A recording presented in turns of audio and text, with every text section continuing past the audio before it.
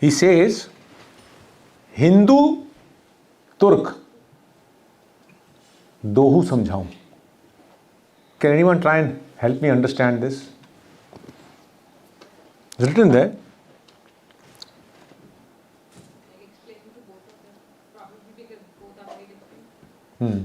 But he's not talking about religions, right? He's not talking about religion because Turk kaun hai? Turk is not a religion, right? Ethnic group. Exactly.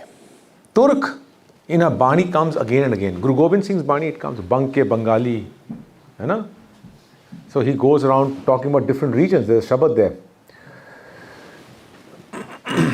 Turk is not the people from Turkey, by the way. Turkmenistan.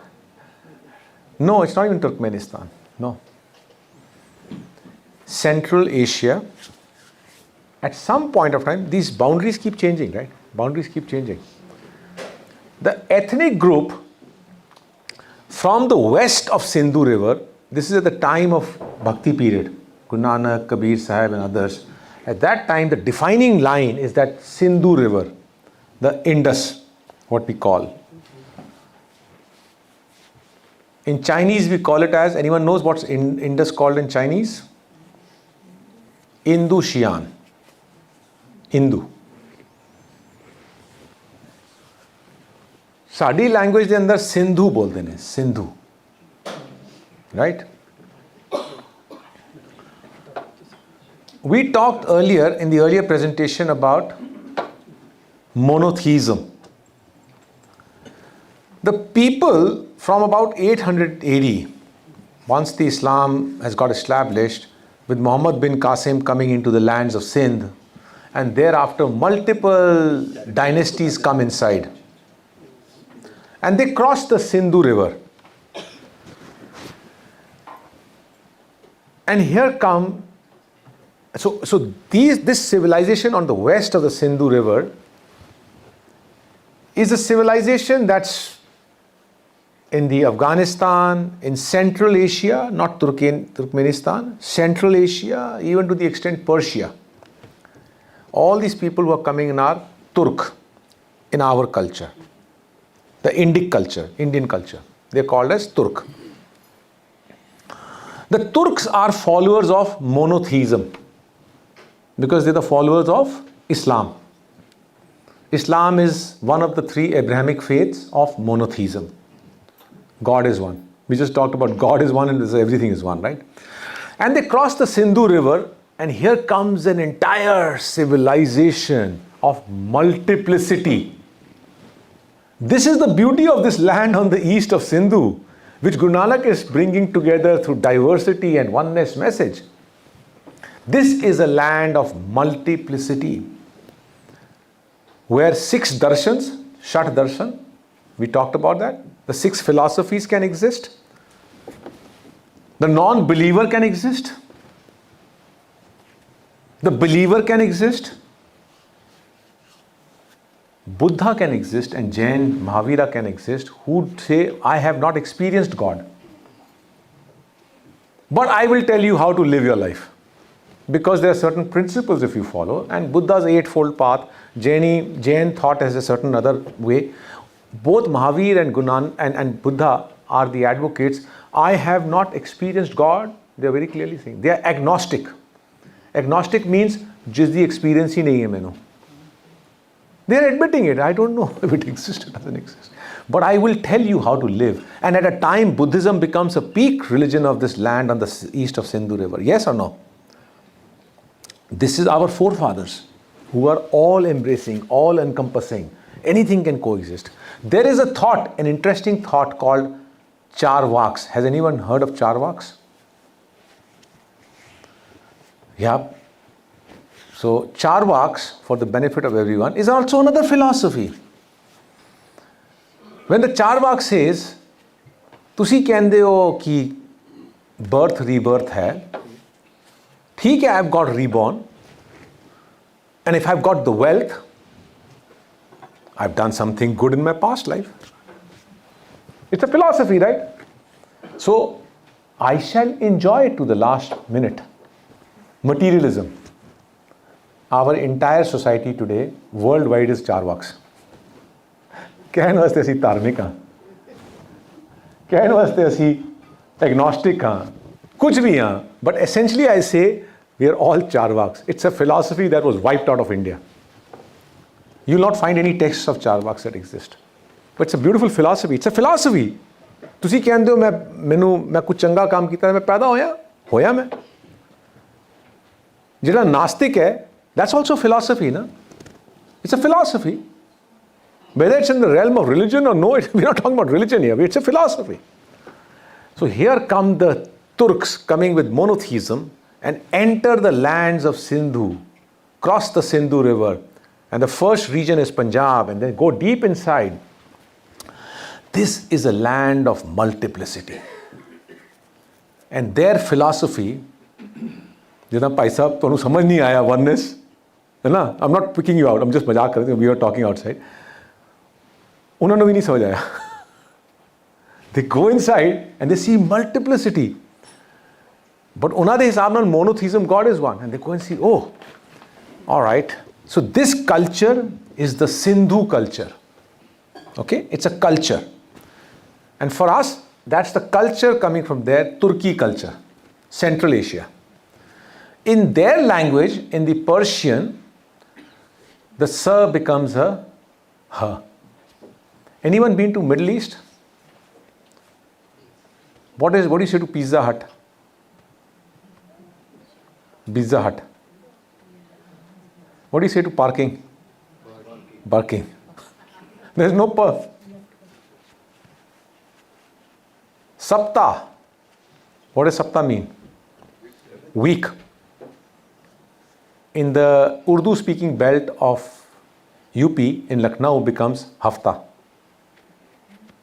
Hafta is what? Week. Sa becomes a ha. Sindhu de is paase da culture, ਉਹ ਲੋਕ ਕਹਿੰਦੇ ਸਨ Hindu. This is not a religion. अगर ਤੁਸੀਂ ਕਹੋ कि मैं हिंदू हाँ, culturally मैं किधरों अरब तो नहीं पाया मैं. I mean, I know today we are talking about religions and this, that's a very powerful statement I'm saying, don't cut off my head, okay? But I'm not hesitating in saying मेरे father तो इथों ही आए, मेरे बुजुर्ग तो इथों ही आए ने, right? Sindhu दरिया दे इस पास. It's a culture. I don't come from an Arabic culture. I don't come from an Eskimos culture. I don't come from a Tibetan culture. I come from this culture. सब तो forefront ਦੇ ਅੰਦਰ ਸਿੰਧੂ ਦਾ ਤੇ ਪੰਜਾਬੀ ਆਂਦਾ ਹੈ. Oh, sorry, I'm switching to Punjabi. I hope there's anyone here who didn't understand. So this whole region is the Sindhu region, and it goes into the Gangetic belt and all. So Kabir Sahib is not talking about two religions. He's talking about Hindu, Turak, dohu samjhaun. He's talking about, if he was talking about religions, he would say Hindu, Musliman, dohu samjhaun.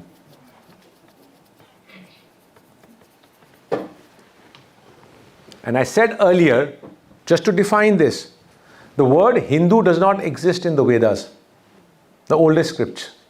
It's a word given to you with the advent of Turks inside the lands of the Sindhu. That's where it starts coming in. By the time Guru Granth Sahib is written, by the time Kabir Sahib is there, the word Hindu as a culture has got prevalent now. And Guru Nanak is not shying. They use the word Hindu, but they're talking about culture. When they oppose, they're not opposing this culture. They're opposing the practices of this culture, where a pandit is saying something or ritual is saying something. That's what they're opposing. Clear? Okay. I'm going to play this. Guru Nanak's verse.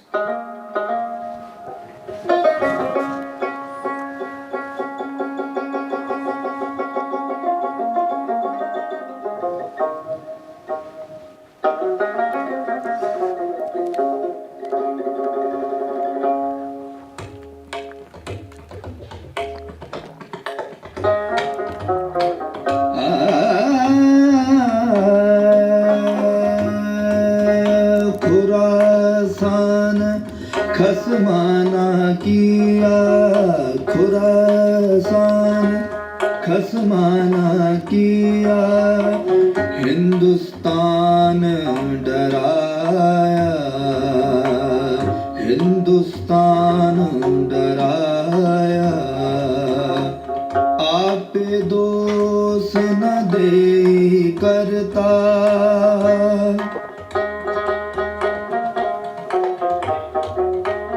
जम कर मुगल चढ़ाया. I'm going to stop there. Sorry. Khorasan khasmana kiya, having ruled Khorasan. If anyone has not heard of that word, if you get into the ISIS vision statement, they want the land of Khorasan.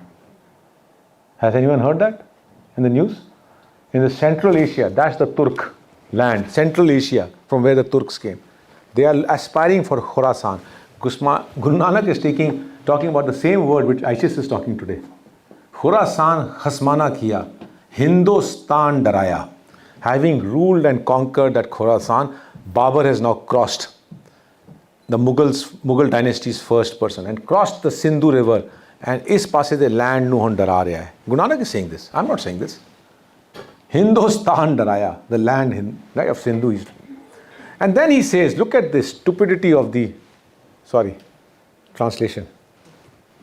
Makes no sense. This is what a problem our translations are. We're showing them in the Gurdwaras. High time we need to start revisiting. Ape dos na dein, that's what ape dos na dein, karta jamkar Mughal chadhaya. Ape dos na dein, karta jamkar Mughal chadhaya. Translation, listen to it. Makes no sense. The creator himself does not take the blame and has sent the Mughal as the messenger of death. What a translation this is. Khorasan khasmana kiya, Hindustan daraya. Now he's instilling fear on the people of Hindustan. Ape dos na dein. Tu apne aap nu dos nahi de rahe hain. You're not blaming yourself. Karta jamkar Mughal chadhaya. Jado karte ne, the creator has sent the Mughal as the messenger of death. Tu apne aap nu aje bhi dos nahi de rahe hain. Ape dos na dein. Kyun? इतने सालां तो तू cast के उत्ते discrimination कर रहे हैं, अपने ही बंदियां नू मार रहे हैं, अपने उत्ते ही सब कुछ कर रहे हैं, तू साइलेंट किलिंग कर रहे हैं. हुण जदों वो आ गया Mughal and now he picks up the sword and he's bashing you up, now you're remembering the divine energies, but you're not still blaming yourself. आपे दोष ना दें, तेरे action, what were your actions? Is that clear? This is the background in which we are going to put the context of, with the philosophy as rise of, not the Maharaja, of Sarkar Ranjit Singh. Yeah? Clear till here? I'm not calling it as a Sikh empire. Some people may not like it. Allow me a little bit more time. Lahore Darbar 1849 collapses. I'm starting from a collapse. That's the yellow territory of Lahore Darbar. And if you take the current Pakistan and India through the disputed territories of Kashmir, you'll find 80% of that Darbar is today in Pakistan. So the question then is, what a formidable empire it was. And yet, when it collapses, today you have only access physically, not of the empire, but you only have access to about 20% of that land, which is in India. The Darbar was in Lahore. And that's why when people are talking about divisiveness, I'm very particular. You know, I would hate to stay in a place where it's just my people. I want to live in a land where we all can blossom, right? And so if you have to ask for a land, ask where it is in Lahore, if you understand what I'm saying. I want to live in diversity. Don't put your voice into my voice. Don't speak for me. We're going to demystify a bit here. There is in our text no reference of Sikh empire. Right? And I'm going to look at Umdatut Tariq, which is Umdatut Tariq is in Persian, the day-to-day records of Lahore Darbar, which are being written by Sohan Lal Suri about Ranjit Singh's activities on day to day. It's a massive piece of work. It is now translated by Guru Nanak Dev University in English language. You can read it for yourself. You don't need me to tell you, but I can tell you what I want to tell you. There is no mention of Sikh empire inside it. What they talk about is Lahore Darbar. There is no mention of Maharaja. What they talk about is Sarkar. Because the Sarkar is governor. Ranjit Singh is referred to as Sarkar, a humble reference of a man who rises from the missile. The power bestowed on him was not of a Maharaja. Oh, Guruji ka like he didn't do a right succession planning. We'll come to that later on. But the missiles bestowed a power on him as the custodian of our revolution. That's the Sarkar. Because Guru Nanak's philosophy was social revolution. Kabir's philosophy was a social revolution. And here comes the Sarkar. And then they talk about Sarkar-e Khalsa. Sarkar-e Khalsa is not the Khalsa as we define today. Khalsa is a Persian word. Sarkar, this governance of a land of absolute pure vision, where everyone is going to be equal. And that's why at a time in Ranjit Singh's time, when 7% were the Sikhs as we define today, and 55% of his forces nearly were Muslims, it was an equal opportunity for everyone. It was a Punjabi empire. And if you don't believe me, let's read Jangnama by Shah Muhammad after I'm going to use the word which is not the right word, the first Anglo-Sikh war. It's the British who, when fought Delhi, they looked at it as the Mughals ruling there, so it becomes an Islamic state. British have this idea of boxing everything in by religion. And on that side of the Indus River, in Lahore is the ruler who happens to be Sikh, so they call it as a Sikh empire. And we continue to use that word, Sikh empire. It's just, we are using, our forefathers using Lahore Darbar, Sarkar Khalsa, Sarkar, that's it. Shah Muhammad, at the time when the so-called Anglo-Sikh war is going on, because it's the British terminology, what is Shah Muhammad writing? Who's a soldier of Ranjit Singh's army. He's a poet. What does he write? Jang Hind Punjab da hon laga. Jang Hind Punjab. Jang Sikh Hind da nahi hon lagya. Jang Hind Punjab da hon lagya. Shah Muhammad ek sarkar bajho. Sarkar Ranjit Singh. Sarkar bajho mar gaya tha बेचारा. He died in 1841. एक सरकार बाजों फौजा जित के अंत नु हारिया ने. The forces having won with deceit have lost it all. Where's the word Sikh inside this? Where is the word Maharaja? Clear? I'm just trying to demystify a few things here. Because we commonly use it. We put exhibitions of Sikh empire. We put exhibitions of this and that. No, let's get it right. This was a दरबार of equality. महाराजा जड़ा होंदा है ना, वो फिर subdue करता है. महाराजा जड़ा है वो फिर पैसे दे उत्ते अपना जोर चलांदा है. ये सरकार दा कुछ होर सीगा, एटलीस्ट कॉन्सेप्चुअली कुछ होर सीगा. ये नानक दा बेगमपुरा सीगा. This was the utopian empire that they were aspiring for. Oh, that's a different thing that it didn't last. But the philosophy, that's why I started with. If you get the philosophy, now let's start with this thing. So I've already talked about this partition. Okay. I need to put a bit of a context. Now it's going to be all history, very fast, I know. Guru Gobind Singh breathes his last 1709 in Maharashtra, Nanded. And he sends whom to Banda Bahadur. And he comes up till Punjab. And it's a war going on, right? It's a backlash of what has happened. And he goes in full throttle. He issues a coin. Having reached Samana, having reached Sarhand, he issues a coin. He brings about land reforms. The tiller gets the land. The tiller actually is not the custodian of the land. The tiller, the jat jada wo kar raha siga, jat ya jat, Haryana de jat sige, jat ya jat, what he reached up till sun. They were the tillers of the land. They were not the landowners. And he passed the title to them. Reforms. Zakaria Khan backlashes. And 1716, Banda Bahadur is executed. Now, the only point I want you to take out here is, I'm going to demystify a little bit here. Asi kehte hain, Sikh forces went. How many Sikhs were there in Nanded with Guru Gobind Singh? 5,000. Mughla di fauj uthe, a Nanak Panth siga. This was a Nanak Panth. You know who, if you read Banda Bahadur's history, who was traveling with him to Punjab?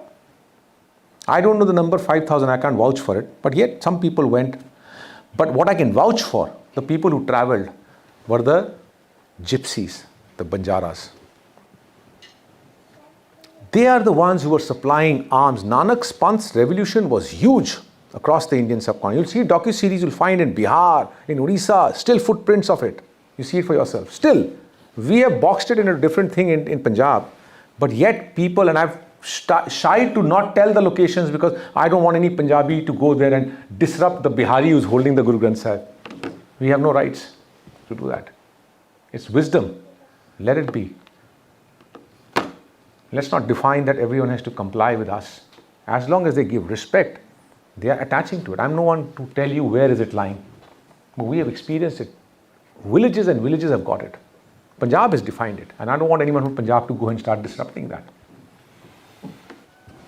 But it's the common man, the Vanjaras, the gypsies, जिन्होंने ਅਸੀਂ सिकलीगर कहांगे आज. They are suppliers of arms to Punjab. There's a revolution happening from Nanak's house. And they're supplying arms into Punjab. These people have nothing to lose. They are gypsies. And when Banda Bahadur is going from there, they join arms with him. And they move towards Punjab. This is the force that goes. We may box it and say they're all Sikhs. They were Nanak Panth. They were Nanak Panth. And they go there. And this happens in 1716 to 38. A huge amount of, after Banda Bahadur, a backlash happens on the community, the Nanak Panth community. Huge backlash. And massacres happen. And then comes 1739 to 49. Foreign invasions start again from the lands of Turk. Nadir Shah from Persia invades. Chota Kalukara happens in 1747. 7,000 people killed. Ahmad Shah Abdali attacks 9 times. Vadda Kalukara, 30,000 killed. This is a tumultuous time. Very, very tumultuous time. And in this formation around 1748, our forefathers in the lands of the 5 rivers start consolidating themselves in small areas which become missals. 12 such missals come together. Some of the names are here: Aluwalia, Faisalpuria, Sukarchakia, Nishanwalia, Pangi, Nakkai, Sukarchakia. 12 missals come up. Now, what is missal? Missal is a group of people who say around a region, we have to protect ourselves because everyone's coming and slapping us and going away. We better get our act together.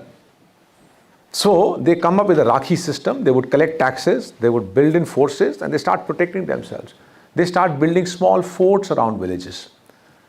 But these missals would fight against each other, which we continue to do today. Right? They would fight against each other. This was not a Sikh empire as yet. They were fighting against each other. Oh, tu meri land vich aa gaya, tu mere vich aa gaya. It's like two brothers fighting for the land, right? The missiles would fight against each other. It's human traits, right?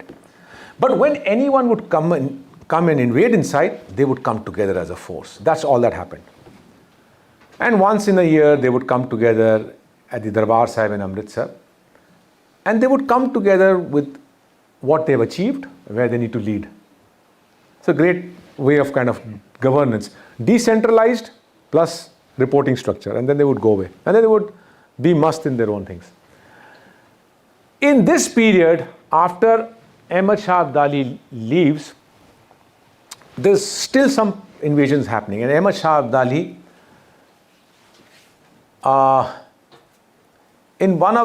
he appoints Shah Zaman in the fort of Lahore Darbar, because he takes it by force, and he appoints him. By the way, Lahore at that time, in this period, the Pangi missile have taken over Lahore. And I will show you some of the remnants of the Pangi missile. Pangi missile has taken over. Now the Pangi missile is a very tumultuous time. Pakistan's history, and some of these things I've countered in the books.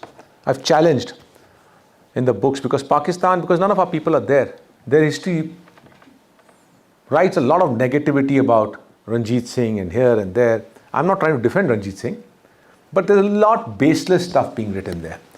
A lot of these baseless stuff happened in the time when all this is happening. Everyone's invading. Nadir Shah is not your advocate of Islam. Ahmad Shah Abdali is not an advocate of Islam. They are coming to displace another Islamic ruler for the wealth. There is no Islam out here. Our narrative today might say that ki Islamic ruler are aise. No, they were fighting amongst each other. And if whoever has the wealth, they will take it. So in that period, when Lahore is experiencing a lot of backlash, the Pangi missile are not able to govern it most effectively, because the moment you get your act together, someone attacks.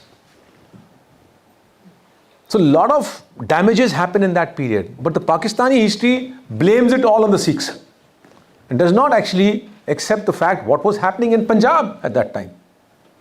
In this background, as Ahmad Shah Abdali's grandson is sitting in the Lahore fort, Ranjit Singh, who's the grandson of the Shukar Chakriya missile, apna ki na hai? I'm just going blank out here. Help me, sir. I'm just drawn blank. Your grandfather, Charat Singh. Yeah?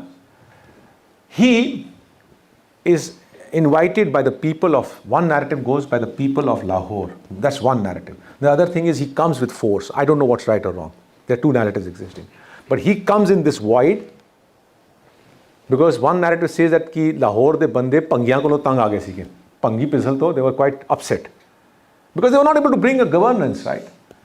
So Shukar Chakriya missile, which was ruling in Gujranwala, comes in, and grandson of Charat Singh, Ranjit Singh, comes in, and they ask him to come and take the charge of this land and start ruling.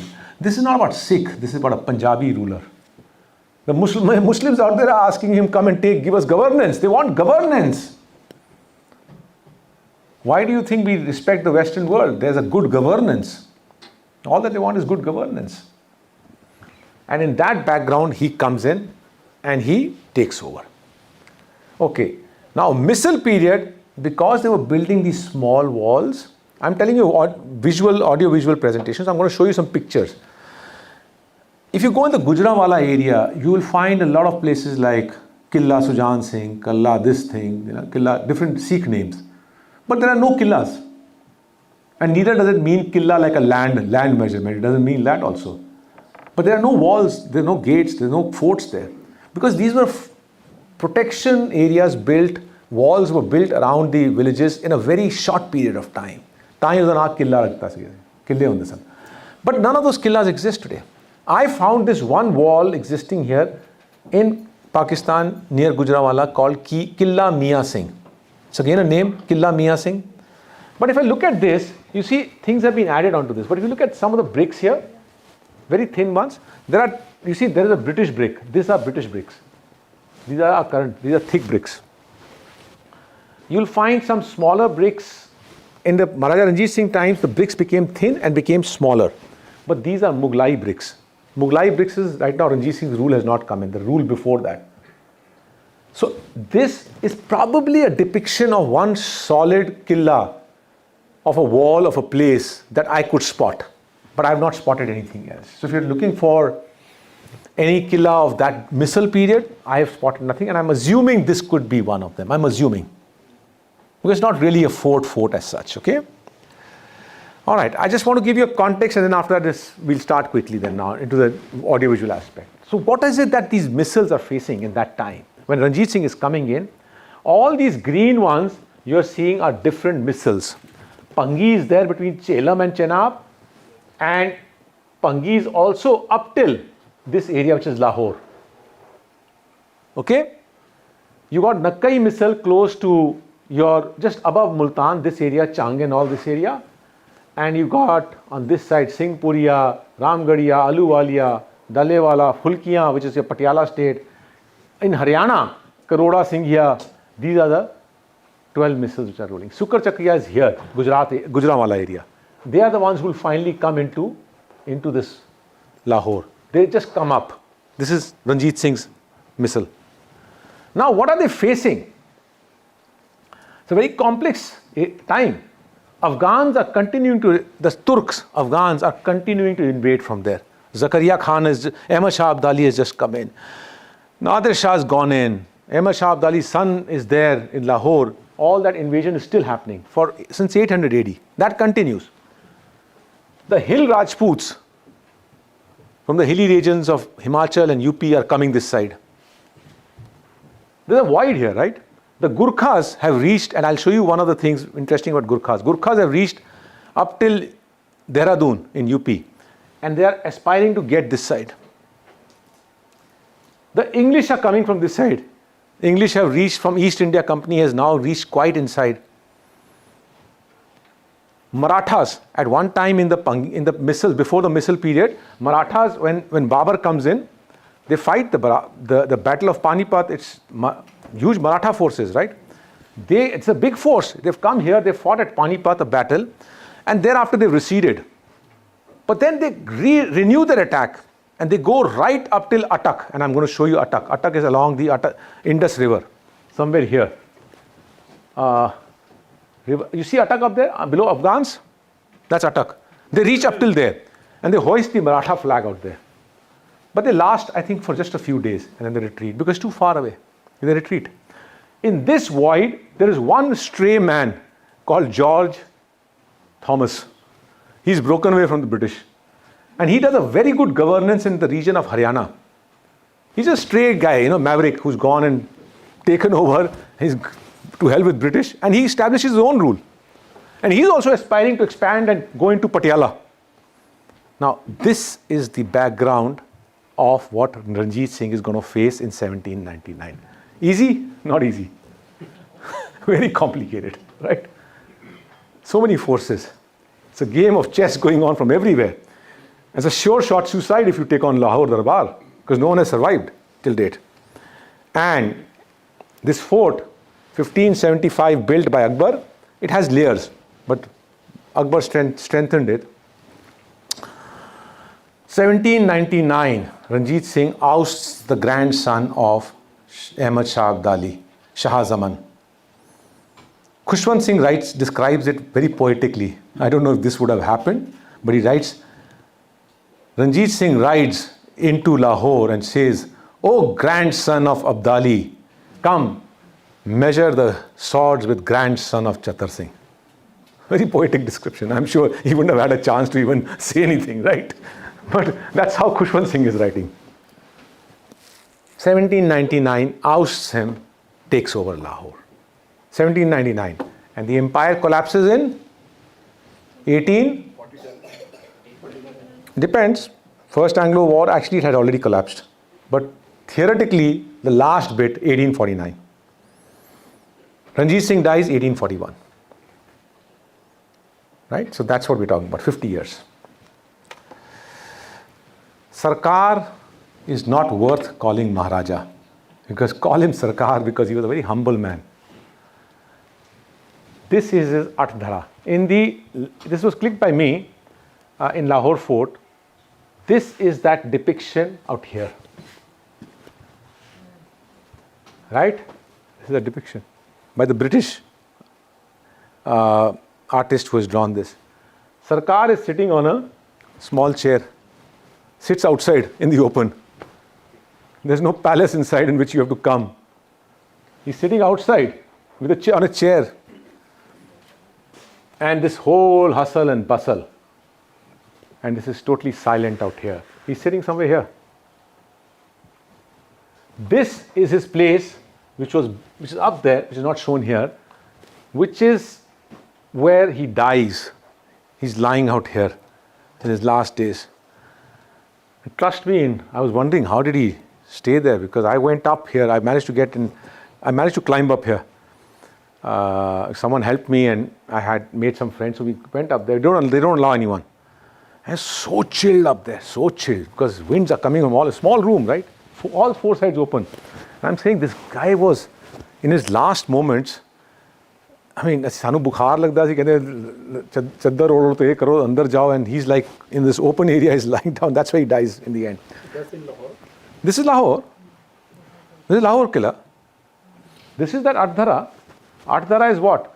1, 2, 3, 4, 5, 6, 7, 8. Athdhara. 8 gates, right? So that is the god. You see the architecture. This is built in Ranjit Singh's time. This was not acquired. This is built. In that open area, he builds it. And Upar, he's built this in the Sikh architecture. So these are layers of Sikh architecture coming inside the fort. Okay? All right. Why it is not a Sikh empire is I want to show something else out here. Why is it that you all have come to Australia? If you had the same opportunity in India, would you stay there? Same opportunity. You would not move out from home. It's an economic migration, right? Some may have political migrations and all. I'm not getting into that. But there is essentially, we all have come for economic migrations.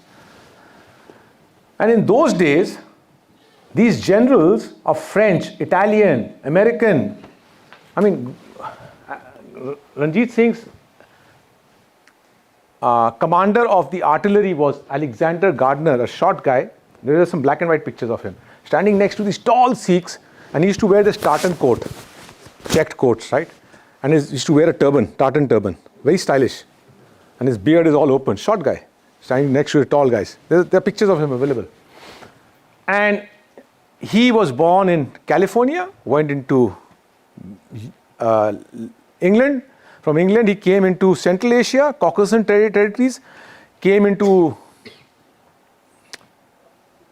Afghanistan, served under Dost Muhammad, but his aspiration was to get into Punjab. Dost Muhammad ruling under him was just a stopgap arrangement. He was figuring out how to cross the borders and get inside. Finally, he comes here and he becomes the artillery commander. It's just an off the cuff, interesting fact. So he writes in his book, Memoirs of Alexander Gardner, he writes how he became the head of artillery. So he crosses the border from Afghanistan, comes to Lahore, and Ranjit Singh had this habit of, because there was a game being played, the great game was being played in Europe. The British who had come into India through the sea route, they are not connected to India through the land route. And in Europe, there is Napoleon and the Tsars of Russia. Napoleon French and Tsars of Russia are head-on with Ranjit Singh. Oh, sorry, not with the British, right? And they're fighting a great game, and the British are afraid that if we lose against them, any one of these Tsars or the Napoleons can come through the land route, get into Afghanistan or get into Kashmir or get into any other territory, cross the Khyber Pass and come inside the golden goose, the Sone ki Chidiya, which is India. And they don't want to lose that. But in between is this Punjab, which is an independent geography which they have not entered as yet. British have not entered as yet. Ranjit Singh now has taken charge and he's saying, those guys are pretty European. And I need to get this European talent inside my army also, because my people are filled with valor, but I need to import this talent. So all these guys are expatriates working in Punjab. We are all expatriates working in different lands, right? Because of higher salaries. Why did Dost Muhammad leave Afghanistan and come here? Because Punjab that time was paying very high salaries. Sometimes you look at the state of Punjab, divided, destroyed, everyone going out. The waves just turn, right? We don't control it. We only control our actions. So then he had the Hindustani, he had battalions of Hindustani. Guru Nanak said, Khorasan khasmana kiya, Hindustan daraya. Guru Nanak's Hindustan is east of Sindhu river. But right now there's a Punjab in between, now it's come. Because the boundaries changed, right? British have taken over. So all British soldiers are known as Hindustani soldiers, which are the Purbiyas and the Bengalis. They are the first ones who came in, right? In fact, that's why I've written, in my books also I've written, the first war of, I'm just digressing a bit, but just an interesting fact. The first war of independence, in India always we say 1857 was the first war of independence, because Punjab was taken over in 1849. They say the first war of independence is when the revolution happens, a mutiny happens in Delhi, and the Gorkha, the UP and the Bengal, the Purbiya and the Bengal soldiers rise against the British, because they have been ruled now for over 100 years.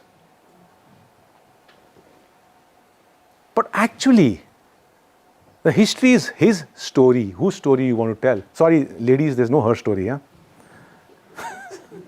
There's only his story. Whose story you want to tell? And the history has been written from the lens of the region that now rules. From a Punjab perspective, we have not done a good job in telling our story, that the first war of independence probably was what the British called as the Anglo-Sikh War, what Shah Muhammad calls as Punjab te Hind di jang hon chali hai. Because if the Purbiya and the Bengali soldiers wouldn't have come with the British on this side of Satluj River, probably this force would have given the independence to India way back in 1847. You see the perspective. You didn't need to wait for 1859. Whose story are you telling? Our story has not been written. And I've written in that both the books, First War of Independence. I'm not hesitating of calling it a First War of Independence. It is the First War of Independence from my perspective. It's my story. Yeah? Okay. So this is, and they were Gurkha soldiers. Okay. So that's why I say it was a very secular, very forward-looking empire that was created. And to call it as a Sikh empire is not doing justification to it. Look at the grandness of it. And now let's tell you something very interesting. And if it hurts someone's feelings, history is history. Okay? I'm asking for forgiveness here, because I'm going to say something, someone might get hurt out here. But history is history. So he takes over, Ranjit Singh takes over this area. Majha Ilaka and Lahore, this whole area. And his vision now is immediately, Jinni Sikh Mislane, all the 12 missiles come together now. I've taken the center of, Lahore was like Delhi, right? I've taken over. Let's come together. And now starts the fun part, because we are Sikhs. We never come together, right? So now starts the fun part. This is 1799. He throws his call in 1799 itself. Let's come together. Together we will actually create an empire, right? Now, all this along the Satluj River, and you see the Punjab today is this. This is the Punjab, right? This is Patiala, Ludhiana, Jalandhar somewhere here, Ropar, all this along the Satluj River. The states on this side, which were your previous Phulkiya missiles and the other missiles, Haryana and all these, they all run to the British. Save us, save us. Yeah? So, this whole thing, and he does not give up. He tries hard. Goes on, tries hard. But then finally around 1805, 1806, he figures out, no, this is a lost cause. My own people will not come together. One thing that I'm going to say now, it's me saying this. I'm not saying to anyone. I say sometimes when I look at this map and I say, this region is our East Punjab right now, right? And majority of that region is the one which in 1809 chose to go on to the other side. And today, after partition, this is the only Punjab that we are left with. Are all the problems of this Punjab that we are facing today is because we've landed in a territory that was never aligned to the Sikh cause. I don't know, just a statement. Don't mind about it, huh? If you're from that territory. You get me what I'm saying? This is a question I'm posing. Any PhD student out here? You may want to study this subject, huh? Someone who wants to study, anthropology, history, give it to someone. Figure this out. I don't know the answer. I'm just raising a question. Right? So, okay. So he's only got control here. So he now says, I claim so much, but I have only possession of this much. These guys, then 1809, finally he gives up on these guys. It's a lost cause here. Signs the 1809 Treaty of Amritsar with the British on this side. Because all these guys have gone on that side. He says, thank you so much. Let them go there that side. 1809, I will not cross the Sutlej River. British will not cross the Sutlej River. Done? Now I'm going to play my game. Clear till now? Is it too much of a history? I've lost people over. No. Huh? Give me the energy. I'm not reading a paper. Give me the energy. Huh? Yeah. It's a perception. I'm telling you my story. I'm telling you our story. It's her story, if you want to say it. Okay? All right. Now he says, let's get the act together. That's gone. Sutlej, this side, it's all gone. I don't want it also. Now he says, I still am claiming all the area here. But how do I get it? There's so many forces that are acting on it. And now he starts his expansions. 1813. Many invasions happen after 1809. 1813, finally he takes over Attock. 1818, to reach till 1818, some 8 or 9 invasions happened to Multan. Finally he takes South Punjab. 1819, 2 invasions into Kashmir. Finally in 1819 he takes over Srinagar. And thereafter, around 1834, he sees only 7 years of Northwest Frontier Province. Sometimes in the maps you see, we try to beat our chest. We have this tendency to beat our chest. Glorious, glorious. We show Afghanistan as a part of the Sikh Empire. 1834 he reaches Peshawar, and a few kilometers from there, Jamrod, that's where Ranjit Singh's territory ends. There is no Afghanistan in your empire. Anyone giving you those maps? There's no point even having discussions with them, because today we are sitting in a world, you challenge something, they challenge back, and the tangent, I'd rather do my work, right? Anyone can be a historian today, right? 1834, finally they reach Peshawar, and Ranjit Singh dies in 1841. The empire collapses totally. 1847, First Anglo War. 1849, everything collapses. Very short period of time. Okay, now let's just go through visually now. I'm going to go through the first phase. Now it's all visuals coming in. 1813, finally he takes over Attock and Jhelum between 1813 to 1819. Attock is only 1813, and thereafter he continues with 1819. So that's the period I'm talking about, Jhelum and Attock. 1813 he reaches, is there a pointer here? No? No? Okay, I'll have to keep raising my hands.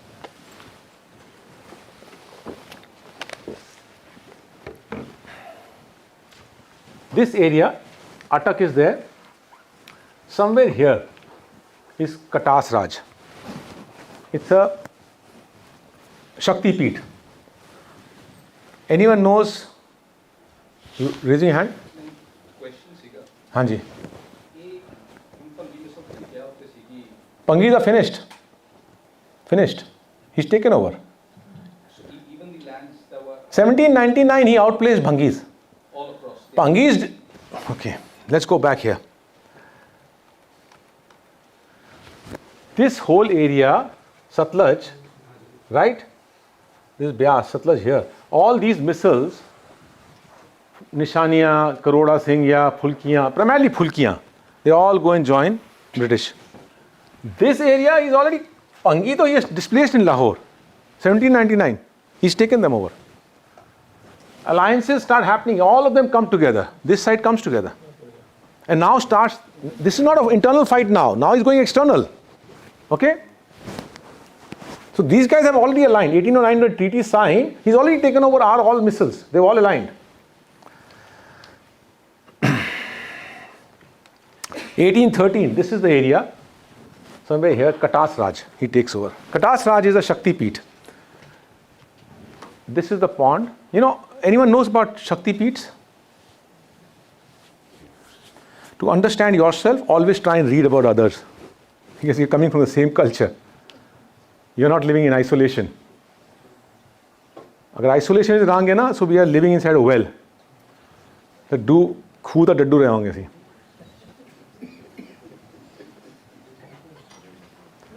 Anji. Temples of the Shakti goddess.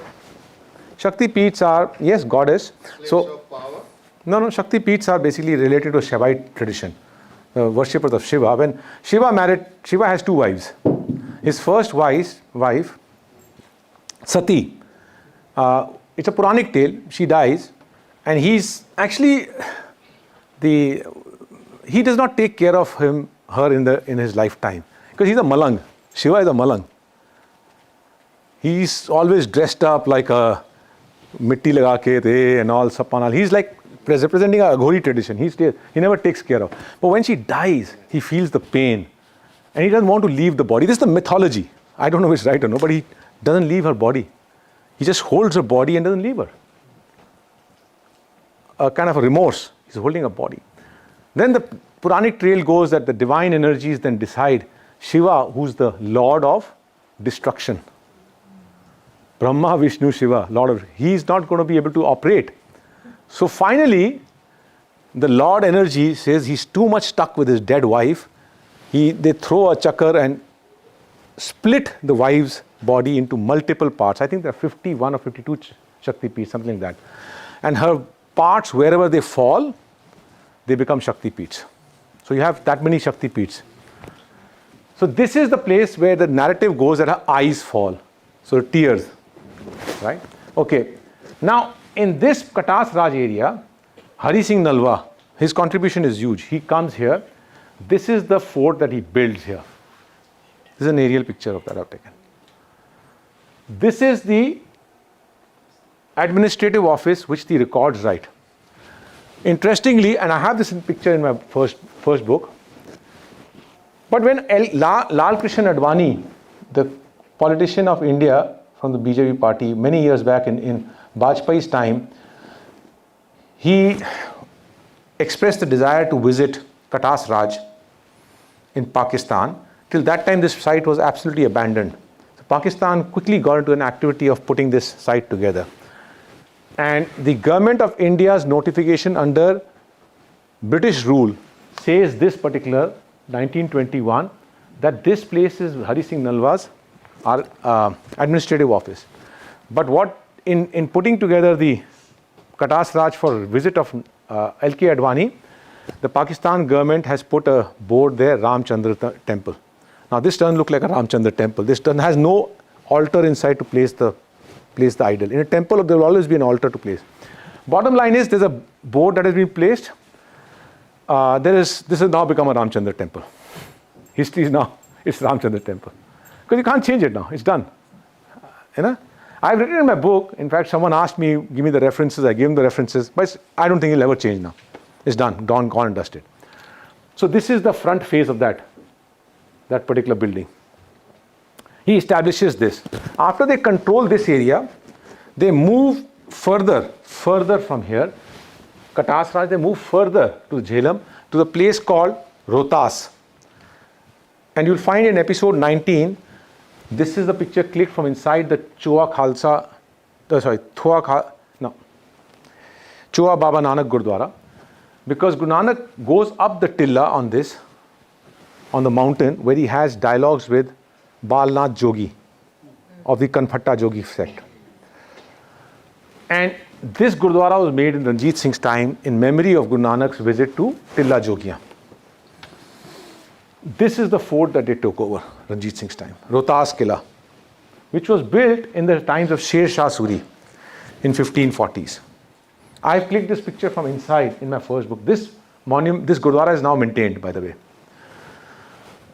Okay, and now he reaches Attak, where I said in a short period of time, much before Ranjit Singh, in the turmoil of much before the missile period, the Marathas had reached till there.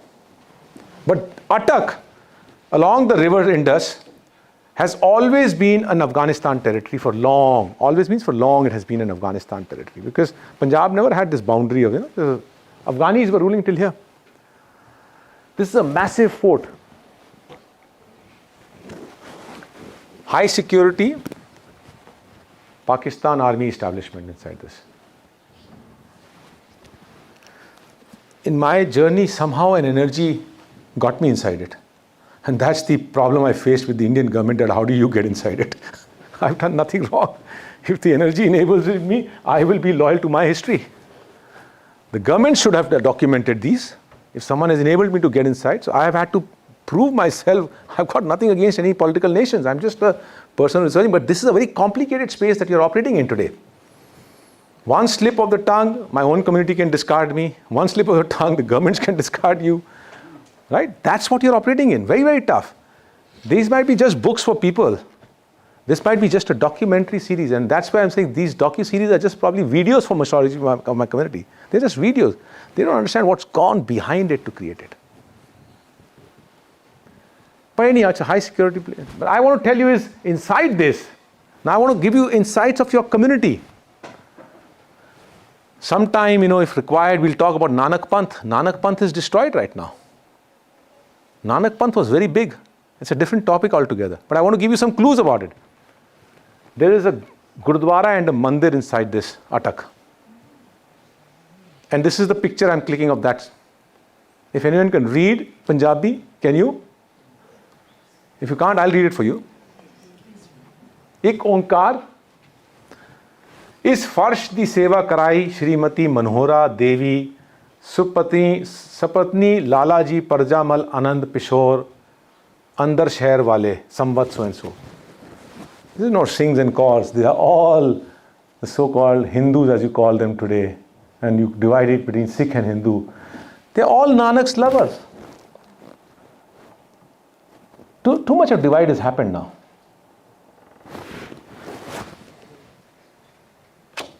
Okay. Then starts his expedition southwards. Now, it's not 1818 is when he captures Multan, but 1802 till 1818, eight invasions are made into Multan. Multan is ruled by Muzaffar Khan, an Afghani. And Multan fort is very, very solid fort. And finally, in 1818, this is the cannon that is taken. If you go to Lahore, outside the Lahore Museum, this cannon is lying there on the road. Anyone can recognize this cannon? Zamzama. Also known as? Pangiyan di Top. Piche de, it's there in my book. Either piche ek plaque hai. It didn't write Zamzama, right? Pangiyan di Top. Pangi kaun hai? Pangi missile. It's said that this top, Ahmad Shah Abdali was taking it away to Afghanistan. And from one of the rivers, because you have to cross many rivers in Punjab, I don't know which river it was, but it had drowned. It got stuck there.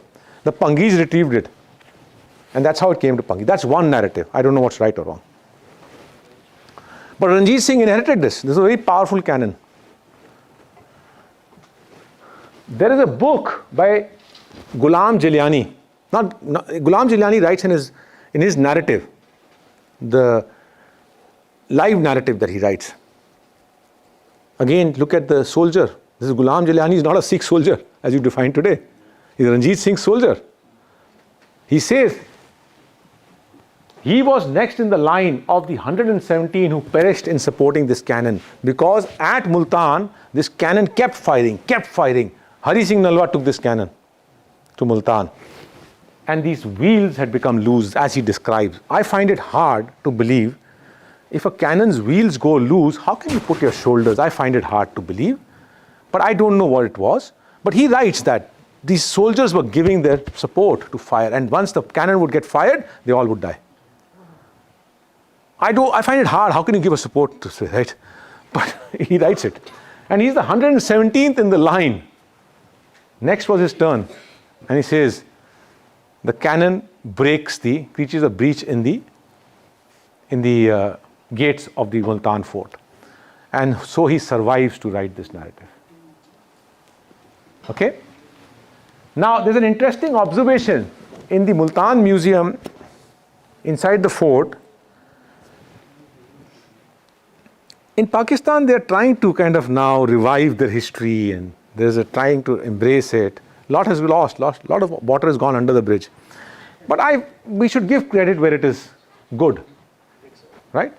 So in the museum, they've got Multan's history, starting with Prahlad and Hiranyakashipu. So if you see a docu-series, you will find a section, episode 15?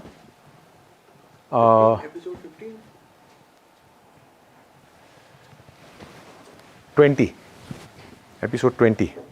You'll find we show the temple of Prahlad, Hiranyakashipu. Prahlad is sung in our Asa Di War every day, right? Asa Ki War every day. In the morning in the Gurdwara we sing, Har Jug Jug Bhagat Paya, Pyaj Rakda Aaya Ram Raje, right?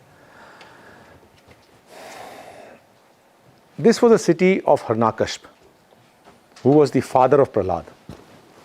And Prahlad, the festival of Holi is celebrated. I'll not get into the story, but the bottom line is they've shown that Prahlad's depiction and the Holika and that all those who know the story, they know it.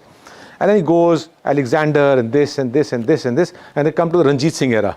And this is the picture that's shown. This is just my observation. If you go to Amritsar next time, notice they've made Ranjit Singh on the horse out there near the Darbar Sahib area, right? There's a big, it looks more like now a Disneyland, right? I mean, Darbar Sahib's feeling has become a Disneyland feeling now, right? So, but that Ranjit Singh is standing with on the horse, and the horse is like this. Always they will show a winner, a ruler, the right foot of the horse will be up. That's a supreme, that's a power. That's display of power. Galloping horse. Always they'll show that one leg will be, I mean, you can't show, yeah, I mean, this point is that in a statue, you'll always show the right hand for the ruler, okay? Right leg up. And always when there's a war going on, the one who wins it is always shown on top by the artist. But this is not our artist who's drawing it, right? Halaki, Hari Singh Nalwa defeats Muzaffar Khan, but this is Hari Singh Nalwa and this is Muzaffar Khan. This is not our artist drawing it. So who's drawing the history? That's why I say it's his story. Just an observation. This is in Multan Museum. So I observed it and I said, okay, he finally won, but Hari Singh Nalwa is shown with his Judah, like out here. And when I look at these things, again, it's an artist depiction. It's artist depiction. Sometimes we want to show all, right now they're making a movie on Hari Singh Nalwa, and I'm seeing it on the, how do you know he was dressed up like a Nihang? How do you know? Here's another artist depicting him without Judah, without anything on it. They are warriors, they are going on. But I'll show you something else beautiful about Hari Singh Nalwa, which should make you think about it, right? Okay, now starts 1813 to 1819, the conquest towards Srinagar. He's all expanding on this side. Now, 1813 is an unsuccessful conquest, unsuccessful expedition through the flatlands of Jammu, through Tosa Maidan, they go up. They don't succeed. Okay? Somewhere around 1818 to 1819, something interesting happens in Afghanistan.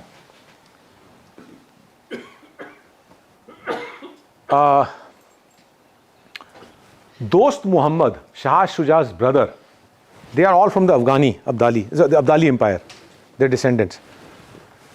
Dost Muhammad kicks out his brother and takes over the throne of Afghanistan, Kabul. Shah Shuja, along with his wife, he was the earlier ruler, right? He was thrown out.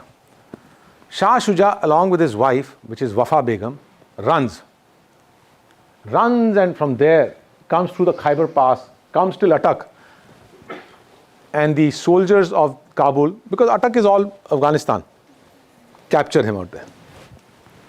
Imprison him, and he's sent to Srinagar. Srinagar was a part of Afghanistan that time. This I'm talking about 1818 somewhere. He's sent to Afghanistan. Part of Afghanistan, which is Srinagar. Take him away from Kabul, put him in Srinagar, into the jail. Wafa Begum has the Kohinoor with her because he runs with the Kohinoor. And the Kohinoor is there. And sorry, beta, this is too much of history, huh?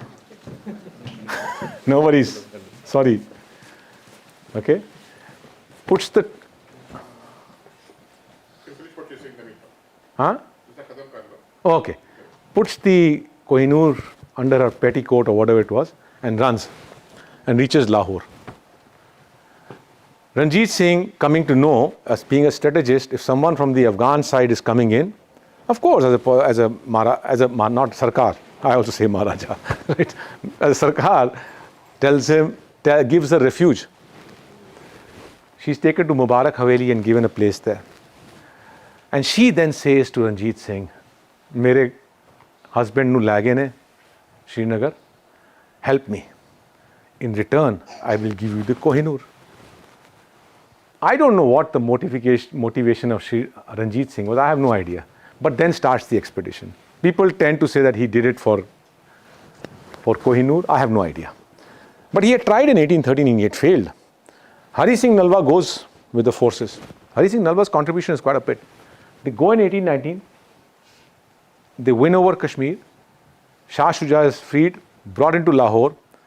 And Shah Shuja comes to know this is the only wealth I've got left, Kohinoor, and my wife has promised it to Ranjit Singh. So he starts dilly-dallying.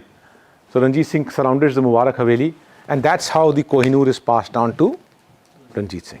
Okay? All right. So that's Srinagar. Okay. Anyone been to Srinagar? Yeah. You recognize this fort right on the top? Hari Parbat. The fort there. And at the bottom, if you do this trek, there is this fort here. They're talking about the whole history of this. All I want to bring you here is just to say this is all factual. Later on, Sikh and Dogra period forces also used to keep the vigil over the city from this fort. It's not that I'm making it up, okay? Now starts an interesting phase. Although I've shown the expedition from Srinagar that side, but the expedition is going from Lahore, they're going from there, they're going from all over. But now the intensity is going westwards. Now you're getting to the Khyber Pass. Khorasan khasmana kiya, Hindustan daraya. Guru Nanak in 1500, and he's born 1549. I'm assuming you must have written it in probably 1600. I don't know. I have no idea. Now that Khorasan khasmana kiya, Hindustan daraya, Sindhu river, now they are going to cross the Sindhu river. This is the philosophy that I'm trying to bring in. That now finally they have now taken there have been no invasions thereafter into the subcontinent. Yes, we have been divided. But once Hari Singh Nalwa reaches Khyber Pass, there is not a single invasion from the Khyber Pass that has happened on this side, either into India of today, which you can't come in because you come to Pakistan, or either into Pakistan or into the British India, or even into the Ranjit Singh's premium, once Hari Singh Nalwa reached there. So I think this is the philosophy that I was building it up from. Right? Okay. So these expeditions start happening. Now, this is a very interesting area that I'm going to now start expanding on because I've done a lot of work in this area. Up there, Attak, Haripur, Shergarh, Peshawar. I'm going to expand this. And now you see the details out here. You were asking something. Yes, sir. Mindful of the time, I want to know something about your experience because you traveled to the places we never be traveled. So the people you met, some experience that you had that you'd like to share. Keep that hold on. Things will start coming in. I will keep sharing. I'm telling you, sharing my experiences along in bits and bits, right? I think I'm sharing my experiences. Call me one day if you want to talk about passion, purposes, discovery of yourself. I'll tell you my whole story. Yeah, it's not, I'm telling you the story. There's a topic here, I'm going with it. I don't want to deviate from the topic, right? I don't want to make it my session. There's a topic I've been given. Because people have come to hear this topic, right? And I'm still telling my story inside it. I'm telling you a lot of tidbits here and there. Just be happy with that much. Okay? Okay. Now, I know. What's your name? Sumit. Huh? Sumit. Sumit, next time I come, I want you to come here, okay?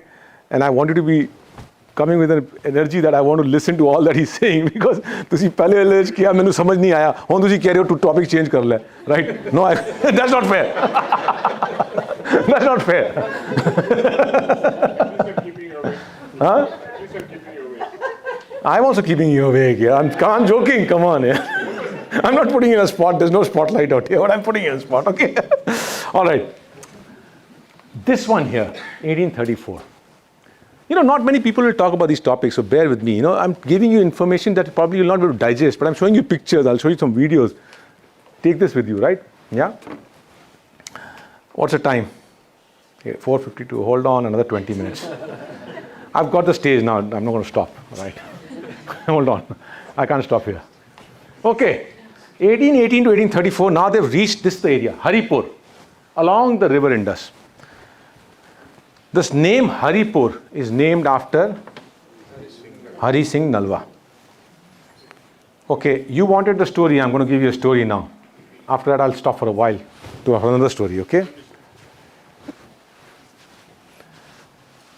Hari Singh Nalwa, we are trying to project him as a Nihang warrior going here, though you have no idea what he was. You want to project him as the only warrior? I'll give you the facets of Hari Singh Nalwa. Which I don't think the people in Punjab will depict him as that because they only want warriors. Hari Singh Nalwa is an able administrator, a great gardener. In Gujranwala, you'll find my book, the garden that he makes, he imports plants from Japan. A great gardener, an able administrator. Look at those administrative offices he's making. Why is he being sent to Multan, to Katasraj, to Srinagar? Why? Apart from leading the forces, he's administrating. He's the first guy. You need the most able administrator to establish a rule and then move into something else quickly. That's how you do it, right? And in Srinagar, at Mutton, the Guru Granth Sahib, the most beautifully handwritten Guru Granth Sahib, is gifted by Hari Singh Nalwa, a spiritual person, a great architect. This is the British period picture of the Rangila Canal that he builds in Haripur. This is the fort. This section is from that Ranjit Singh era. This has been added by the British, the bricks here. And he builds this Rangila Canal. A great architect. From the river Dor, he gets the water through these canals into this area where the plantation of Maltas starts. The red shot Malta, which you get in Australia, right, was grown in this land. Now the story for you. So we are traveling from this region and I had 9 people with me. Felt hungry. We are in the Haripur area. We stopped at a restaurant. And there comes Badri Zaman. Badri is not an Islamic name, right? Badrinath. Badri Zaman.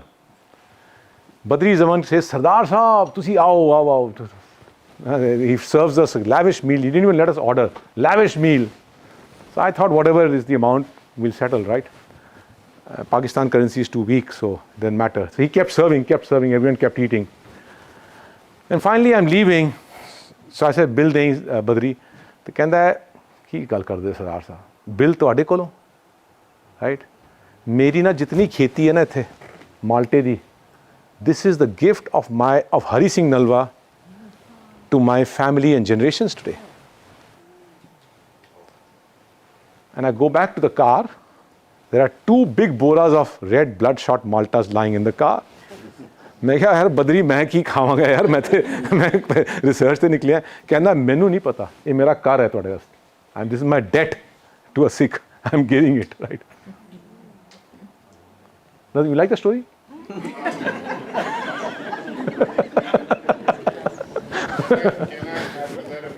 हाँ जी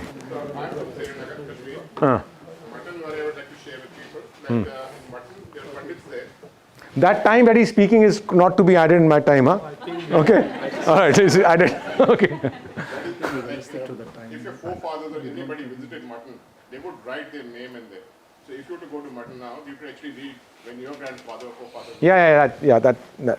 That thing is, you see the episode number 19 or so, you'll find that that entire tradition is finished off. We do cover that. Okay, this is the perspective of Hari Singh Nalwa. Okay, he's not a Nihang warrior alone. Anyone who makes a picture of him just trying to show, आजकल बना रहे हैं, पंजाब में देखिए आदमी क्या पागल हो गए हैं यार. This is all you want to show. Standing at some fort and he's doing, show him as what he stands for. Read the book Champion of Khalsa Ji by Vaneet Nalwa, Hari Singh Nalwa. You will see the perspectives of that man, who what he was.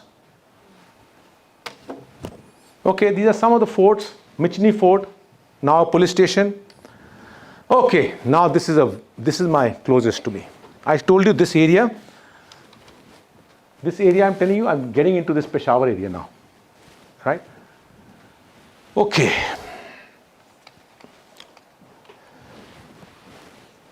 To do this work, I started earlier, a lot of preparation, unconscious preparation. I remember I started, if you like to do gardening, become the garden.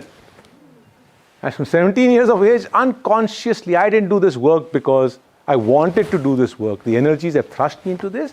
At a very young age, I had read these 5 books by Hari Ram Gupta, in which, in the chapter on Ranjit Singh, and the one book on Ranjit Singh, are written these 27 forts along the river Indus up till Jamrod that were made in the Sikh era. And Hari Ram Gupta has a beautiful way of writing things, right? He starts every chapter with hilarious quotes on top. And something to this, I forget that, but he says, and he's using not from a religion perspective, I think he's using from a religion perspective, but I don't want you to use from a religion perspective. He says, what Hindus could not stop, it's a very hilarious poetic thing he says, but the meaning is what Hindus could not stop, the Sikhs stopped at the Khyber. Something to that extent. It was a very hilarious way he writes. So this 27 forts were written. And when the gates started opening for me, some strange energy, that's a separate chapter, I can't tell you here because there's a lot of other things, but when that state started opening, for me, the day it opened up, these 27 forts were imprinted here. You are not preparing. When the Guru Nanak docu-series, the gates started opening, Guru Nanak's narrative for that, which sources was already imprinted here. We were not reading Guru Nanak that time because you have to go on an 18-month journey. You're not trying to understand Guru Nanak that time. It should be here. You just want to do the task. That's how this happened. And this area, we start going. Now I'm going to draw a map which is not available anywhere. I've drawn this myself. We have reached this area, up there, and up till Peshawar. Now, this is the Khyber Pass. After I did this entire chapter, this is chapter number 11 in the second book called Legendary Forts.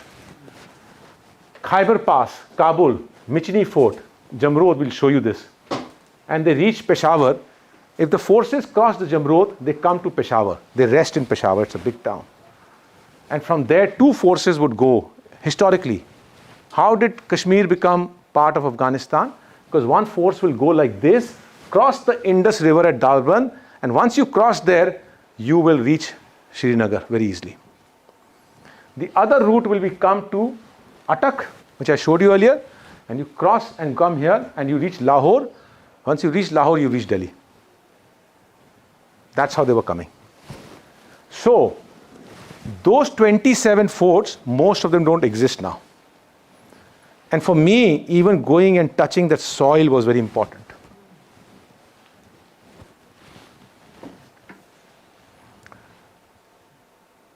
Someone was telling me Harfan Mola is not unstoppable, but all fun, right? Absolutely, it's all fun. This is where the passion is all built in. Then you become unstoppable. Because to reach those areas, to even click that photograph, I'll show you the next one. But this whole thing was the second line of defense. All these dots that you're seeing are all those forts that were built. Here to block the routes coming from here, there to block the routes going to Kashmir. This is the second line of defense. Anyone from military will understand there has to be a first line of defense and a second line of defense. This is expanded area. The first line of defense is when you come into Khyber Pass, all the forts concentrated in this area to block that route. These are the forts that we are talking about. Okay? I'm going to show you some of them and we have to start bringing to an end now. This is the mad Amardeep Singh, for whom the value was here to stand at that place where after the collapse of the Lahore Darbar, in somewhere in 1870s or 1860s, this guy called D.J.F. Newall, in the book Highlands of India, goes and stands at somewhere like this. This is the Indus River. And he's plotting the various fort of Darband, Kriplion. He's writing Gandhgad. And he's writing place where a Sikh regiment was destroyed in the great flood of the Indus in 1830s. He's writing on the Maharaja Ranjit Singh's time. There's a Baltoro glacier up in the Baltistan which breaches, and the water comes in the Indus. And these guys are camped there. That's why they say when you go for a trek, especially in these areas, never put your camp next to a dried river, because you don't know when the snow melts, you guys just get washed away. Keep that in mind, okay? So they get all washed away. Now, this thing looks like the mountains look big. There's a Tarbela Dam here. The entire thing is silted. You can't go down now. So even he has made that from down, so these mountains are up, because the perspective is from down up. And I could not go down, so I had to stand on top and click this panoramic view. To me, and I've tried to mark it in my book, but to me this important thing was to even touch the soil. In that area, go back here, in the first line, so this is where I'm standing and clicking that picture. This is Shergarh Fort. When that water took over the entire area, this side was the state of Amb. That Amb state went inside the water, with the Indus River being the Tarbela Dam being built. The Nawabs of Amb shifted on this side, and they shifted on this side and came to Shergarh. And on the hilltop, there is another fort built by Hari Singh Nalwa. This, you see, the places to keep the guns. This is the roof. On top of that, they made it into a home, so they've made a roof on top. But the fort is still there. And from that fort, if you look up, there's a picket on top. And there are ruins lying up there of some rocks. And what is said is that the forces used to keep watch over the fort out here from there. Okay. Pir Sabak. I need to give you the context. Now I'm getting into this ring out here. Somewhere here, I'm here. Pir Sabak is Naushera. Just at the ridge, edge of this second ring. And then we get here. Naushera, Pir Sabak. History, again I'm saying his story.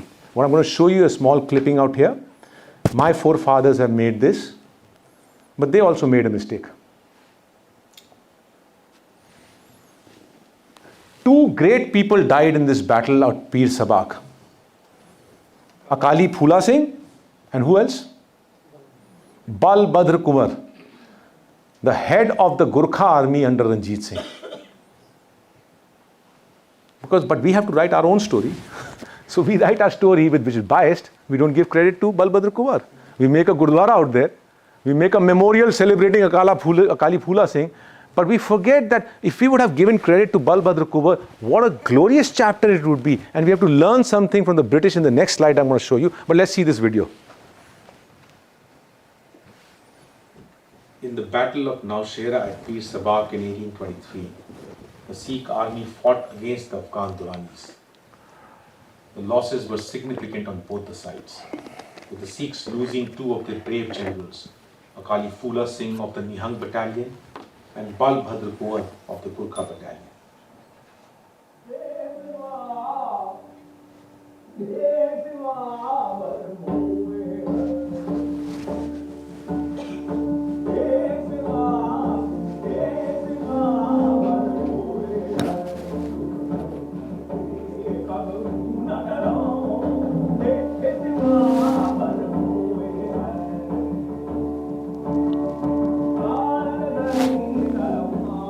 That's the Kabul River.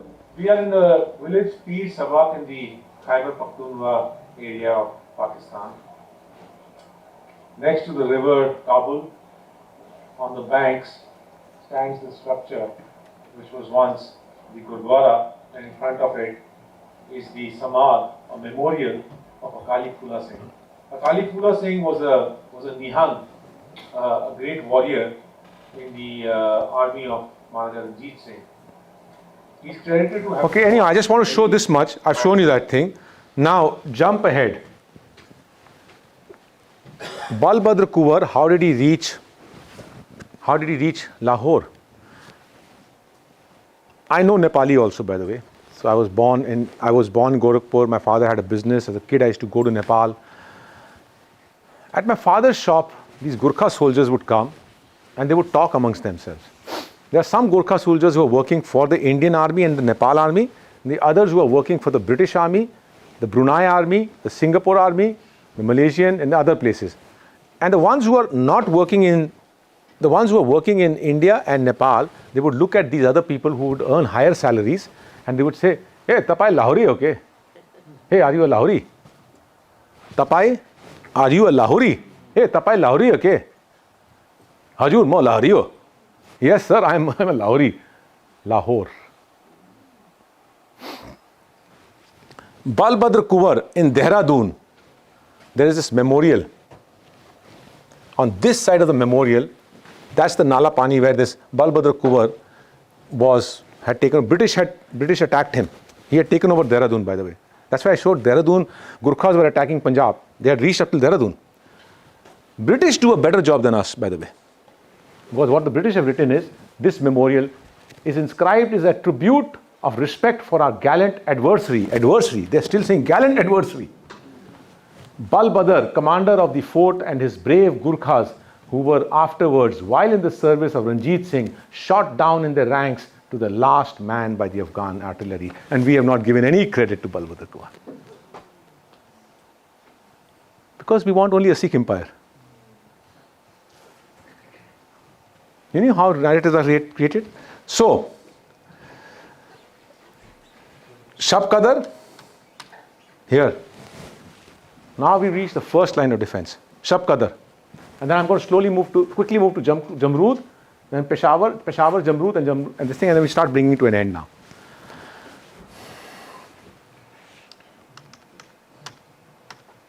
Shab Qadar. This fort was built in 1837 on a mound which till date, Shab Qadar is the name of that place, Shab Qadar. So now they call it as a Shab Qadar fort. But in the records of the Sikh, Umdatul Tariq and the others, what they say is Shankargarh. The fort was Shankargarh. Built in the times of Ranjit Singh. On this mound, which till date they say, Sikho Teri, Sikha di Teri. Sikho Teri, it's a mound. The Afghans still call it, oh, Sikho Teri. Go there, right? On that is the Shab Qadar fort. Ventura, General Ventura, the French Napoleon Army's general, was posted in this fort when Ranjit Singh dies in 1839, sorry. And in 1840, Sher Singh, who's his son, is visiting this fort. And Ventura welcomes him. But the Afghans come to know the Raja of Punjab has come in. Sher Singh has come in. So in the night they plan an attack and they attack this fort. And these guys fight and they're caught unaware and they push them out. But next in the morning when they get up, now there is a court martial to be done. Because under Ventura's command, the fort was attacked and breached. So Sher Singh cannot give a verdict to Ventura. So what they say is, this is an interesting one. They say, the forces fought very well. There was a breach. The fault was not of the forces. The fault was of the gates. So the gates are sentenced to 100 years of imprisonment. And the gates are yet tied out here. In my book, you'll find an inscription on this is written. 1940, they should have been released. But 1947, partition happens. British India, they did not focus on it. After 1947, it's become a Pakistan government's property. So when I was there, I told the person, I said, "Inu riha kar do on, bichariyan nu." वो कहते नहीं साहब होते होने इधर तो पैसे बढ़ावांगे सी. So if you want to go and see it, right? Pay the fees and go and see it now. Okay, now we've reached towards the frontier now. Peshawar. And then we go to Jamrud. Peshawar. This is Peshawar. All the forts in Afghanistan, which are big forts, are always called by the name of Bala Hisar. This name you'll find everywhere. Kabul fort, Kabul, the biggest fort is Bala Hisar. Peshawar, the biggest fort is Bala Hisar. There was a junior of mine, I studied in Doon School in Dehradun. He is the descendant from Shah Shuja's family. They settled in Dehradun, Ali Khan. And his home in Dehradun is also called as Bala Hisar in that memory. Okay? So, this is the fort which Hari Singh Nalwa gets inside. 1834 they reach here. After 1818 to attack karke 1834 they finally come inside. Inside the fort you'll find some Sikh architecture. There is this inscription which the British have put. So now they start using the word Sikh this thing, right? So they write Sikh inscription, and it says inscription of the Ark Gate to the Sikh dynasty. The Sikhs invaded Peshawar, rebuilt the fort and called it Samirgarh. No, it was not Samirgarh. It was Sumergarh. There's an error. Sumergarh. Meru is a spiritual place inside. It's a Meru Parvat. Like you go to Bromo Island in Indonesia, you have the small Hindu community staying there. There's a volcano. They call it as Meru Parvat. There are many Meru Parvat, spiritual thing. Sumeru, the pinnacle of the Merus, is Kailash. So this is Sumeru. Now this shows you how the societies and the names are all intertwined. And this is what is written. Okay. All right. Then this to me was the pinnacle. In 2014, I went in my first book. I stood on this side of the road of this Jamrod fort, and I was desirous to going inside, but this is under army. I could not go. 2014, there was Taliban problem at its peak. No one was going with me. I somehow entered, clicked this picture and walked away. But that, I never used to sleep in the night. I said it was so near yet so far. And when you are so passionate, when you want to do gardening, you become the garden. When you want to get into Khyber Pakhtunkhwa area, you become a Pakhtun, right? So that desire finally opened the gates for me. I didn't do it. The energy opened the gates for me in 2016. And I wanted to just stand on this where Hari Singh Nalwa died. And I want to click the picture of the Khyber Pass from when Khorasan Khasmana Kiya Hindustan Daraya. This is where they all used to come from. And finally I stood there, this is clicked by me, and I'm looking at Khyber Pass. Right? Okay, now bringing it all to an end, just give me 5 more minutes. It's a very interesting area. Now we've taken over 1830, 1839 and all, 1838, Peshawar is taken over. Now from Lahore they've gone to, 1813 they've taken over Srinagar. 1834, a new conquest starts. You are from Jammu, right? So the Dogra contributions now start happening. I do not see, we have a tendency of vilifying the Dogras. You look, if you don't get your act under order, you've got the empire. It's all opportunity. Ranjit Singh took the empire from the Abdalis. When the opportunity came, you don't have a succession planning, you don't do your act together, someone else is going to take it, right? That's how the Dogra aspect. But look at the Dogra contributions. All throughout, up till Peshawar, up till Srinagar, the Dogras are going along with you. They're working with you, they're in partnership. There's no difference. You're all working together. Peshawar is taken by the joint forces. But finally, in 1841, with the empire, 1847, 1849, after Ranjit Singh's collapse, when the infighting starts happening, of course, the Dogras have to take their own advantage and they moved away. But 1834, from the area of Kishtwar near Jammu, there is an expedition that goes under the leadership of Zorawar Singh. You've heard the name of Zorawar Singh? General Zorawar Singh. Oh, it's your name, right? Generals are sitting here. Right, so Zorawar Singh leads the battalion. The problem today is when you write something I've written an article, the Sikhs and Dogras will keep fighting on the internet on the comment section. The Sikhs will say, he was a Sikh. The Dogras will say, he was a Dogra. He was an employee of Lahore Darbar. Why don't you forget that and leave it there? Why you bother about his faith? Or why do you bother about his cultural aspect? What are you fighting on? I mean, I worked for so many years in the corporate world, no one asked me, are you a Sikh or what you are. I'm getting paid for my credence, what I give to the organization. He's working for Lahore Darbar. Anyhow, he leads a battalion, 1834, he takes over Leh, Ladakh. The Treaty of Amritsar, it clearly, what Zorawar Singh and Gulab Singh are signing on behalf of Ranjit Singh, Sarkar Khalsa, is there in Gulabnama, read it. All treaties are there. The Khalsa Sarkar is signing it with the Tibetans. This area was Chota Tibet. And the Tibetans, the Ladakhis are signing it against. They've given up the territory. Now what happens in 1840, there's a small expedition happens to Baltistan, which is in Pakistan's Skardu region. There's no fight that happens. They enter, this is a Zorawar fort, by the way, in Ladakh. There's no mention of any Ranjit Singh or Sikh aspect because right now it's all divided. You'll find no mention of that in this. It's under the army. There's no mention. Because history is getting eradicated, right? What you want to tell. 1840, Baltistan expedition happens. No fight. Kharpocho fort, Ahmad Shah in this Baltistan region drops his arm, walks away, and the forces under Zorawar Singh enter Skardu. Baltistan. This is Gilgit Baltistan in Pakistan area. High altitude. In the lands that are owned there, this is from the municipal record. In Urdu, anyone can read Urdu, it's written as Khalsa Sarkar, the land's ownership. Till date. Okay, now this is towards the end now.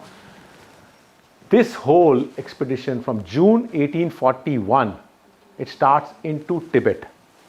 For a moment, just pause here and get your memory together. British were very smart.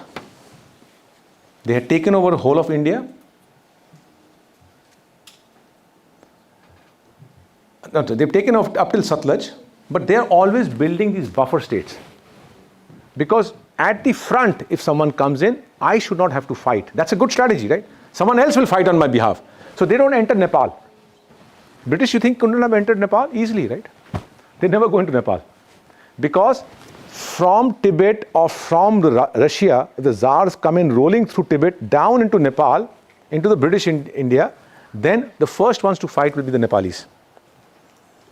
After British take over the entire, and the British go into Afghanistan for the first and second Afghan war, Ranjit Singh does not allow them. They go through Sindh and they lose it and come back. But when they take over Punjab, they build two buffer states. One buffer state is the northwest frontier provinces. Till today, in fact, after Pakistan was created, the northwest frontier provinces beyond Peshawar were considered as independent territories of Pakistan. They were not a part of Pakistan. It's only recently that they are FATA. Only recently they included a FATA, theoretically on the paper. But they were under control, but they were independent territories because British gave them a status of independent territory because they wanted them to fight. Then comes Kashmir. When the Lahore Darbar is taken, now this is where the history starts getting warped because we vilify the Dogras. But the fact is, you were fighting in the Lahore Darbar from 1841 till 1849. You kept killing each other. You kept fighting amongst yourself. So of course, British offered to the Dogras that you take a buffer state on top. Kashmir, that's also a buffer state because Europeans and Russians can come rolling down from Kashmir into Lahore, right, or into British India. So they wanted to create another buffer state. So they cut Kashmir and gave it to the Gulab Singh and the Dogras out there. So sometimes you have to look at your own history, what the problem was. Anyhow, now at that, but this is 1849. But in 1841, there's a huge ambition that starts. This is a hypothesis. There's a Nepal buffer state here. Sutlej, I've already told you, this side of Sutlej, all the Sikh states have gone and joined the Ranjit Singh, joined the British. Now the Ranjit Singh is still aspirational and his progeny afterwards is still aspirational to get into. Umdat Tariq writes way back in 1837, 1836 that we should aspire to get into Tibet. But they start getting in. Now you look back at what they're trying to do. They're trying to get into Nepal and from Nepal get into Punjab on this side, the Ludhianas and others. They're trying to checker that. All the ones who actually did not join with them, now they're trying to, next generation is trying to do that. So expedition under Zorawar Singh, and two more generals, I'll take the name, goes in 1841, takes over Rutok. This is a high altitude battle, high altitude, Tibetan plateau. Gartok, 1841, and they come to Taklakot. From Taklakot, they make a mistake. They come here in July. and they camp there. Winters have started coming in. This is like the Russians and the Europeans coming in, right? Winter started coming in. They make a mistake. Forces are forces, right? Hindus, Sikhs, Dogras. They start going to Mount Kailash for a religious yatra. And they waste 1.5 months. And in that time, the Tibetan forces come in, and Taklakot is at the Nepal border. From here you can come rolling down to Nepal. They had come that close. And these guys come in, they fight a battle there, and Zorawar Singh gets hit with a bullet, he dies. But what I want to tell you is now, this is an interesting part. There are 3 battalions that had gone up into Tibet. One was led by Zorawar Singh, the other by Basti Ram, the third by Ghulam Rasool Beg. This is not Sikh empire, this is a Punjabi empire. Zorawar Singh is a Dogra. Yes, soldiers are all mixed, but 3 generals are leading it. Zorawar Singh, Ghulam Rasool Beg, Basti Ram. The history tells us Zorawar Singh gets shot, he dies. When he dies as the main general, there's a helter-skelter. Basti Ram, from here, comes rolling down. There's a place here called Purang, from where the treks to Kailash Mansarovar happened from India. He comes there, rolls down, and he reaches Ludhiana. That's what they were trying to do. But he escapes with his people. Ghulam Rasool Beg, history goes silent. No one knows what happens to Ghulam Rasool Beg. In fact, there was someone in London had approached me a few years back and claiming to be a descendant of Ghulam Rasool Beg, and says, you've written this history. I want to figure out. But we couldn't find anything. But history is silent about them. And Zorawar Singh is dead. Now, it's a very interesting part of the story. So this is a photograph I clicked of Kailash at Tibet. This is at Taklakot, at this place. A Chotan, a memorial built by the Tibetans, which is called as Sinngh Ba Chotan. The Chotan of the Sinngh warrior. Right? This is a book written by, just coming to an end now, right? This is Lhasa Palace, written by Sepon W.D. Shakpa, Tibet, a political history. He was the finance minister of Dalai Lama when Dalai Lama left in 1950s. 59. Right? He left Lhasa and he came into India. So this, Dalai Lama was young that time. Sepon Shakpa was an elderly person, finance minister of the Ministry of Lhasa. Comes with Dalai Lama. Then in India he writes he's written 2-3 books. In this book he writes interesting. You remember I started off with Anglo-Sikh war versus Singh, Hind, Punjab, the Hon Lagya. I was trying to put the narrative right. Now see, it's the British who are writing it. The British, and now he comes into India and our entire history is written from a Anglo-Sikh, right? From the British the way it taught. So he comes here and he writes this book, and I'm going to actually give you this just to summarize the whole thing. So here's what he writes.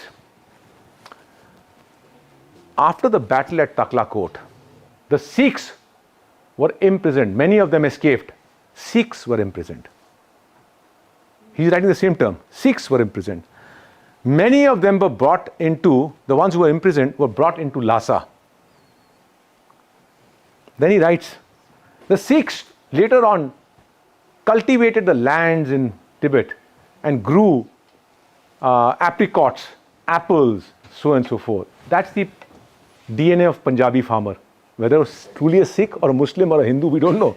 DNA of a Punjabi farmer. And I'm going to just last thing I'm going to say, which is a very interesting one. I've been twice to Tibet. I told you earlier I've traveled along the whole Indus, right? Twice to Tibet.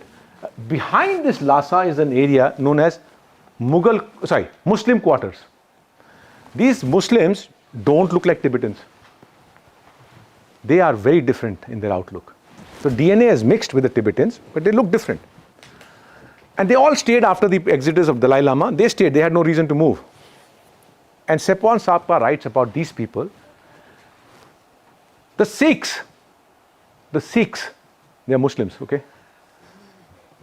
The Sikhs took the responsibility of being the butchers of Lhasa to supply meat to the Potala Palace, Lhasa's Potala Palace of Dalai Lama. And all of them are Muslims. He's looking at the Punjabis as the Sikh empire, what we are calling as the Anglo-Sikh war. So with that, I'll not get into the close of the Anglo-Sikh Wars, that's a different chapter. 1849, the sun sets after the Second Anglo-Sikh War. This is the end. I want to just give me 1 minute of a reflection that I want to reflect. It's a lot of hard talk I've done. I want to show one reflection. Lahore, once the capital of the Sikh Empire. Okay, I'm going to stop here. I am also learning. Constant learning. When I made this video way back in 2016, I had not understood these dynamics till then. So I'm using Sikh Empire. Ignore it. Lahore, once the capital of the Sikh Empire, is today devoid of the community that had churned its glorious chapters from the city. In 1798, Ranjit Singh rode to Lahore, climbed the walls of the fort and challenged Shah Zaman. O grandson of Abdali, come down and measure swords with the grandson of Chattar Singh. Ranjit Singh created a mighty kingdom, which for the first time in 1000 years was ruled by the son of the soil. He halted the perennial invasions of the Indian subcontinent from the northwest. The Raj stood within the precincts of the Lahore fort, peering at the Athdhara, the 8-gated monument from where Ranjit Singh ruled the mighty kingdom. I was reminded of the painting from the past which depicts the hustle and bustle of the royal court. In that moment, the walls of the Lahore fort echoed a question from within the sounds of silence. Why is it that the glorious chapters that have churned in these lands are totally forgotten by the present generations of Pakistanis and the Sikh community? A few Sikhs who do visit these lands of their forefathers, their desires to explore the legacy footprints seldom surpasses the few functional gurdwaras. Do they not have a responsibility to embrace us, the forgotten monuments of the Sikh kingdom? As I walked out of the Lahore fort, I sighed. I do not have an answer to this question of yours. That's what I will end with. I have no answers to any questions. What I've learned, I've shared with you. That's where all these things are lying. You can see them. Do I have the ability to take questions? Any or no? Absolutely.